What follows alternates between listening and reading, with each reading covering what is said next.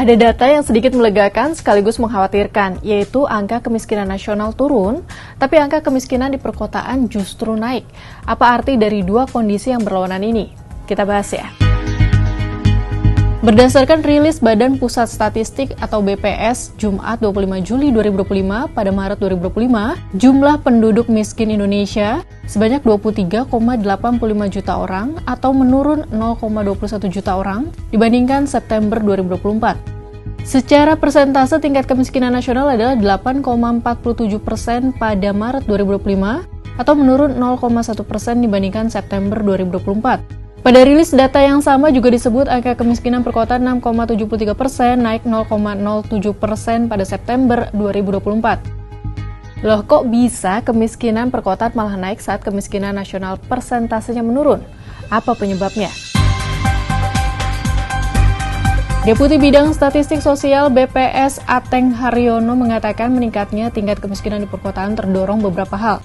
Satu di antaranya jumlah kategori setengah pengangguran di perkotaan yang meningkat 0,64 juta jiwa pada periode Agustus 2024 hingga Februari 2025. Adapun kategori setengah pengangguran adalah mereka yang bekerja di bawah 35 jam per pekan dan masih mencari pekerjaan lain. Selain itu, tingkat pengangguran terbuka pada laki-laki di kota juga meningkat. Sebagian besar laki-laki merupakan ujung tombak keluarga, sehingga tingkat pengangguran terbuka pada laki-laki berpengaruh pada meningkatnya tingkat kemiskinan di perkotaan. Faktor lainnya adalah naiknya harga komoditas pangan seperti minyak goreng, cabai rawit, dan bawang putih. Ateng pun menegaskan jika penduduk kota bergantung pada harga pasar, karena sebagian besar tidak memproduksi sendiri. Jadi harga akan berpengaruh terhadap daya beli, terutama yang miskin atau rentan miskin. Di sisi lain, penduduk miskin di perkotaan terlahir dari urbanisasi yang pesat. Itu membuat mereka bertempat tinggal di kota, tetapi masih mengantongi identitas sebagai warga desa. Akhirnya, penduduk miskin kota berpotensi lebih sulit mengakses bantuan dari pemerintah seperti bansos.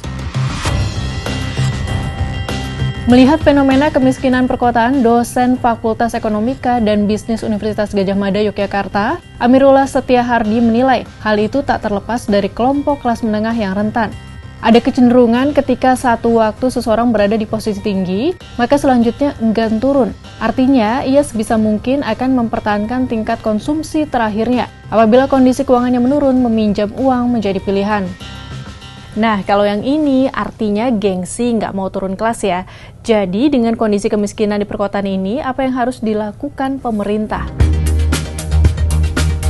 Direktur Eksekutif Center of Reform on Economics atau KOR Indonesia, Muhammad Faisal mengatakan, tren kemiskinan yang sulit turun di perkotaan perlu segera diantisipasi, mengingat saat ini 56% penduduk Indonesia tinggal di perkotaan.